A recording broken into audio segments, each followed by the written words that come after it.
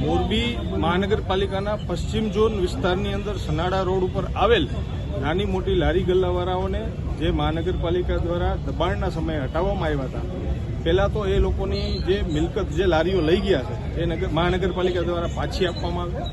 બીજું કે જે આ લોકો છે લારી ગલ્લાવાળા લોકો, એ લોકોને રાજ્ય સરકાર દ્વારા એક સ્કીમ અંતર્ગત લોન આપવામાં આવેલી હતી નગરપાલિકા દ્વારા ભૂતકાળની અંદર. એ તમામ લોકો પાસે આઈ કાર્ડ છે. જો એ લોકો એક વ્યક્તિના પાછળ 5 લોકોનું ભરણ પોષણ કરતો હોય, આવા ગરીબ વર્ગના લોકોની સાથે જે અન્યાય થઈ રહ્યો છે એના અનુસંધાને આજે રજૂઆત કરી છે કે આવા લોકોને મહાનગરપાલિકાની કોઈ એવી જગ્યાઓ હોય કે જે બિનઉપયોગી હોય તેવી જગ્યાએ આ લારી ગલ્લાવાળાઓને પોતાના ધંધો કરવા માટેની છૂટ આપવામાં આવે.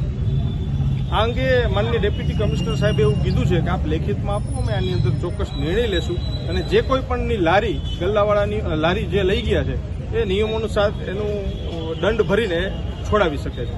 અને એ લારી છોડાવવા માટે અમે બધા જ ગલ્લાવાળાને કીધું છે કે આપ લિસ્ટ આપો, આજ સાંજ સુધીમાં એ કમિશનર સાથે વાત કરીને છોડાવી આપશે. એ વાત અમે એના માટે કહી કે જે લારી ગલ્લા બધું ઉપડાયું બહુ સારી વાત છે, પણ જેથી કરીને અમે જ્યાં ધંધો કરી છે સનારા રોડ ઉપર પાણી પુરવઠા ઓફિસની આગળ, એટલે અહીંયા કોઈ નડતરરૂપ નથી કે કોઈને અડચણરૂપ નથી, જેથી કરીને અમને ધંધો કરવા દઈએ. આમાં બધા વ્યક્તિનું 10-10 જણાનું ગુજરાન ચાલે છે. તો એમાં મોબાઈલની લોનું લીધેલી છે, પછી નગરપાલિકાની લોનું ચાલે છે, કોઈ બીજી ઘરની લોનું ચાલતી હોય. તો આમાં હપ્તા 15 દિવસથી બધાના ધંધા બંધ છે, તો આમાં હપ્તા કેવી રીતે ભરવા? જેથી કરીને કંઈક બીજી ગાઈડલાઈન બહાર પાડે, કાંઈક અમને કંઈક ધંધાનું કંઈક ઠેકાણું આપે. મારું નામ છે ભરતસિંહ હઠીસીવાળા. મારું નામ સંજયભાઈ ભાવસાર છે. અમે અહીંયા છેલ્લા 10 વર્ષથી ધંધો કરીએ છીએ. અમારું ગુજરાન એના ઉપર ચાલે છે.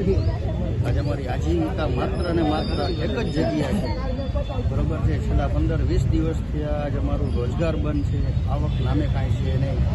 આજે તમે સમજી શકો છો કે બધા ખર્ચા આજે અમારા ઉપર ચાલતા હોય. ઘરમાં હું કમાનાર એક જ વ્યક્તિ છું, બરોબર છે. તો હવે અમારે શું કરવું? કાંઈક ગાઈડલાઇન્સ મળે તો અમને સંતોષ થાય.